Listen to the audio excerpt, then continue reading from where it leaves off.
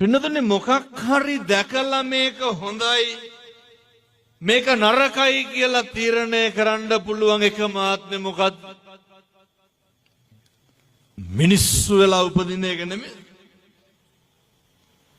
ඒක තහවුරු කරන්න පුළුවන් තේරුම් ගන්න පුළුවන් එකම ආත්ම භාවය තමයි මනුෂ්‍ය ආත්ම භාවය. බුදු වෙන්නත් කවුරු වෙලාද උපදින්න ඕන? මිනිස්සු වෙලා. දෙවියන්ට මේක තේරුම් ගන්න බෑ. මොකක්ද මේ යථාර්ථය?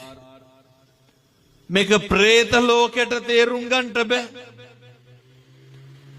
මේක තිරිසන් ලෝකයට තේරුම් ගන්නට බෑ. මතක තියාගන්න. තාම ඇස් දෙක පේනවා.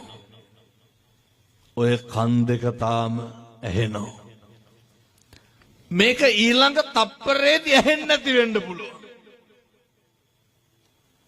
ඊළඟ තප්පරේදී මේක පේන්නේ නැති වෙන්න පුළුවන්. මොකද පින්නතුනි කවදාවත් මේ ලෝකේ අපි හිතන දේවල් වෙන්නේ. අපි අයි එළවක් ගැන හිතන්න කලින් මෙලොව ජීවත් වෙලා ඉන්න එපා. මෙලොව සකසුරුවම් කරගන්න එපා. මෙලොව පිළිවෙලක් කරගන්න එපා. මැරිලා යන තැන ගැන ලොකුවට ඔට්ටු වෙන්න එපා. මිනිස්සු හරියට කියනවා නේද යන තැනකට මොනා හරි කරගන්නවට කත පුඤ්ඤහු බයත්ත නන්දති. පින් කරපු මිනිස්සු මේ ආත්මේ හොඳට වැඩේ වෙනවා නම් අය ලබන ආත්මයක් හිතන්න දෙයක් තියෙනවා. දෙලොවම සතුට වෙනවා. ඒ හින්දා එලොවට මැරිලා ගිහින් නිවන් දකින්නට දිව්‍ය ලෝක යනවට වඩා මේ ඉන්න එක දිව්‍ය ලෝකයක් කරගන්න. පළවෙනි යෝජනාව පින්නතුනේ ඔය මේක බොහොම පොඩි දෙයක්. මම මෙතෙක් රුපියල් 50ක්වත් වියදම් වෙන පින්කමක් කිව්වේ නෑ.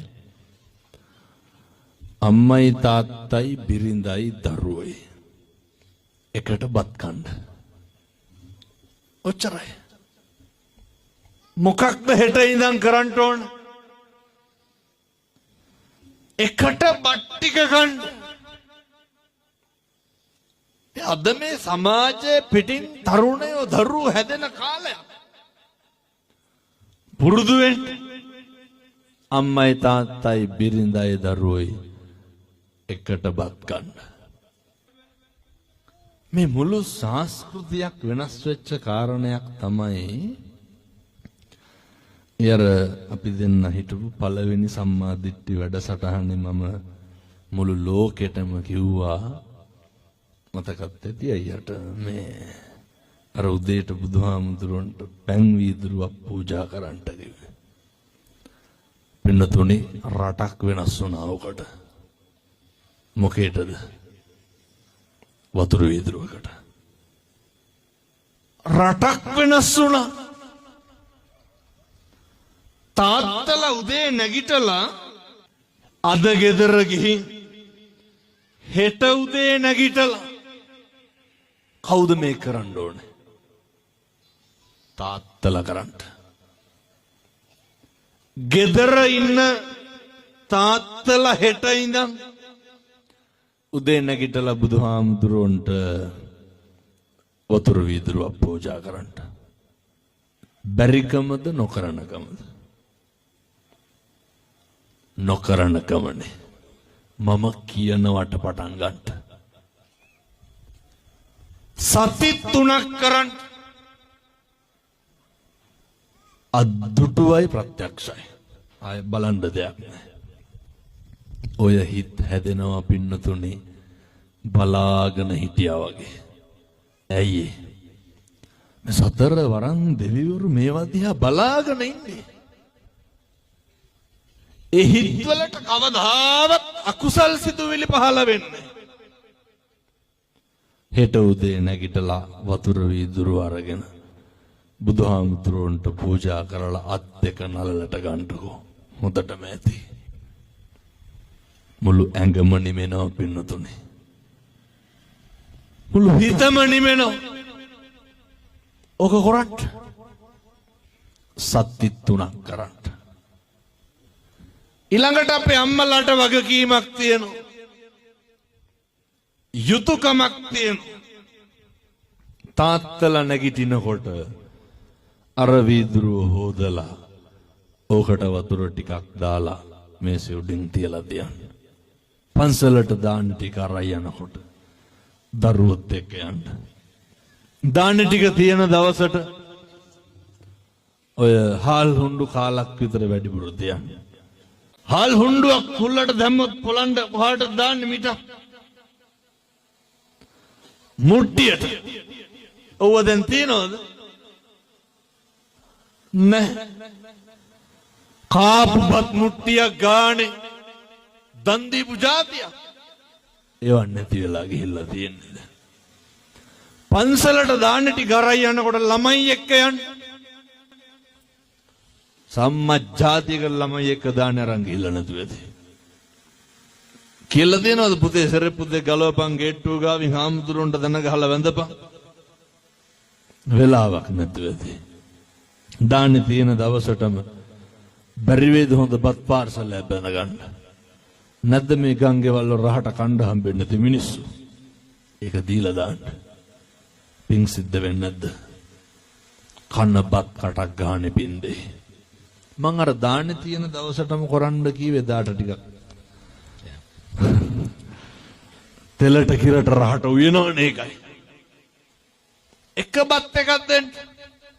මාසෙකට සැරයක් ගන්න එක දුප්පත් ළමයෙකුට එක කොපි පොතක් දෙන්න.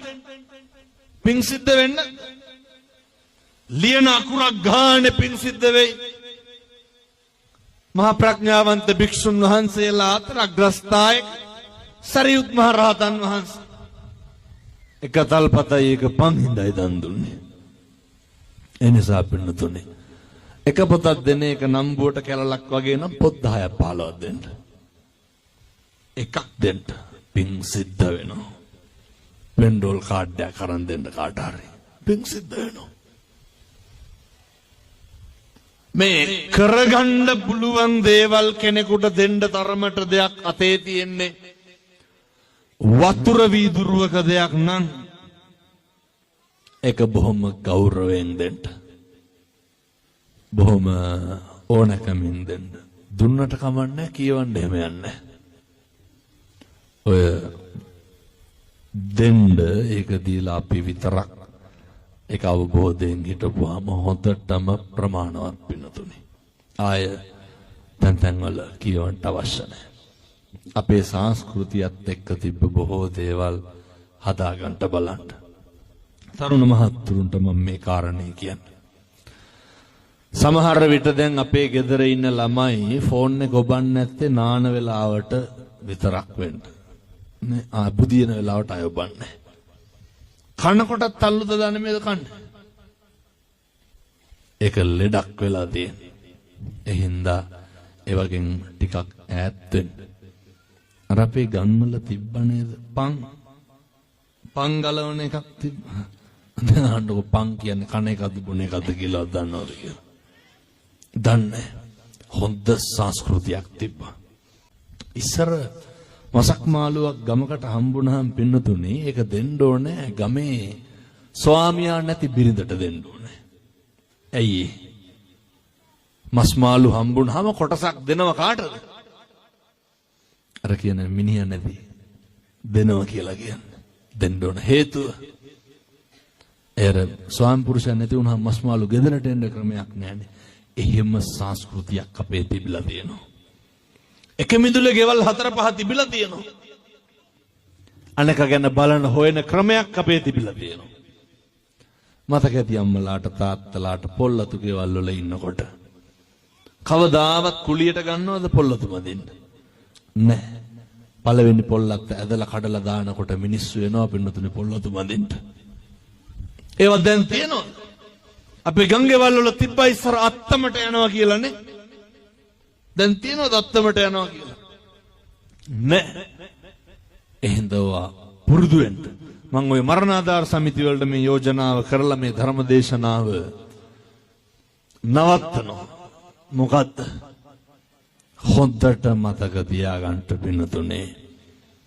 මරණාධාර සමිති වලට පුළුවන් මේ තරුණ සේවා ඔය සභා එකමුතු හැම එකටම පුළුවන්. මේ ගම්වල නේ ඔය ළමයි දැන් විවිධ පෙති වර්ග බොණ්ඩ පුරුදු වෙලා ඉන්නවා. අර ආයිස්මත් ද්‍රව්‍ය මේ පැතිවල තියෙනවද? මන් දන්නේ නැති පැත්තක් නම් නැහැ. මොනවාද නැත්තේ? නේ ඉස්කෝලේ 7 8 පැටව මේ පැතිවලත් ඉන්නවද? අර බයිසිකල් ගත්තාම ඉමක් කොනක් පේන්න නැතු වෙන කොල්ලෝ. නේ මේ තනි ටයර් එකකින් එන්න තනි ටයර් එකකින්. ඒ විතරක් නෙමෙයි මේ කෝටු ගෑලි වාගෙන ගැහුවොත් එහෙම දෙකට කැඩෙනවා. පාම් භාගයක්වත් ගා ගන්න පණ නැහැ. හෙල්මට් දාගෙන යනවා අයියේ කුකුලට තොප්පිය දැම්මා වගේ.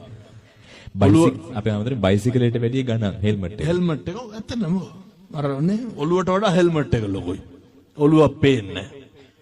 එච්චරටම හරි ඕනේ නෑ. දැන් පොලිසිය මහත්තුරු අපි අත්දැකලා තියෙනවා සංගීත ප්‍රසංගවල පවත්වද්දී හෙල්මට් ගේනේම තහනම් කරලා තියෙනවා. අරුන් ගහනවා හෙල්මට් වලින්. කිසිම තෙතමනයක් නැහැ. කිසිම අනේක ගැන හිතනකමක් බරපතලක් තේරෙන්නේ නැහැ. ඒත් ඉතින් මොකක් කරුණාම අන්තිම පොලිසි ගානයන් අම්මයි තාත්තා. ඒ දරුවන්ට එහෙම උනේ අර අපි අර මුලින් පැහැදිලි කරපු අම්මගේ තාත්තගේ අඩුපාඩු වින්දා. ඇයි බඩේ ඉන්නකොටත් අහලා තියෙන්නේ කුණු හරප. එළියේ ඉන්නකොට ඔළුවේ තියෙන්නේ අර වීඩියෝ ගේම් එක ගහන්න ගත්තාම නාන්නේ කන්නේ පිළිකාවක් වෙලා තියෙන්නේ. එනිසා සත්පුරුෂ දරුවනේ බොහොම ඕනෑකමින් දේශනා කරන්න. අම්මා තාත්තත් එක්ක හරි ආදරෙන් ඉන්න. අපි හිතන දේවල් මේකේ වෙන්නේ නැහැ. ඊළඟ තප්පරේ මොකක් වෙයිද දන්නේ නැහැ. ගෙදර බුදුන් වඳින්න, පන්සලට යන්න, බෝමලු වමදින්න. හාඳුරුව ගාව ගන්න එපා. ඇයි අර නේ හාඳුරුව අවුල් නම් පන්සල් යන්නේ. බුදුහාඳුරුව මොකක්ද තියෙන ප්‍රශ්නේ? හාමුදුරුවන්ගේ ගැටලු සාසනික ගැටලු කරගන්න එපා. නේ දැන් පන්සලේ දායක සභාවේ සභාපතිය වුණා. මම කියන විදිහටම කියන්න. අපූර්වට කියන ඕක ඉන්නකම් අපි යන්නේ නැහැ කියලා. එහෙම එපා. හාමුදුරුවෝ ළමයා දහම් පාසල් තරඟට දැම්මේ නැහැ කිව්වම ආගෙමනුත් එක්ක අස් වෙනවා. එහෙම එපා. හොඳට ගිහිල්ලා වත පිළිවෙත කරන්න. බොමලුව චෛත්‍ය මලුවම දෙන්න. දුප්පත් මිනිස්සෙකුට වතුර වීදුරුවක් හරි දෙන්න පුරුදු වෙන්න. අම්මගේ තාත්තගේ හිතක්වත් රිද්දන්න නැතුව ඉන්න. අම්මගේ තාත්තගේ රෙදි ටික හොදලා දෙන්න. සහෝදරයන්ට හොඳට සලකන්න. ගෙදර වැඩ ටික කරන්න. ඉගෙන ගන්න එක හොඳට කරන්න. වැදගත් මේක.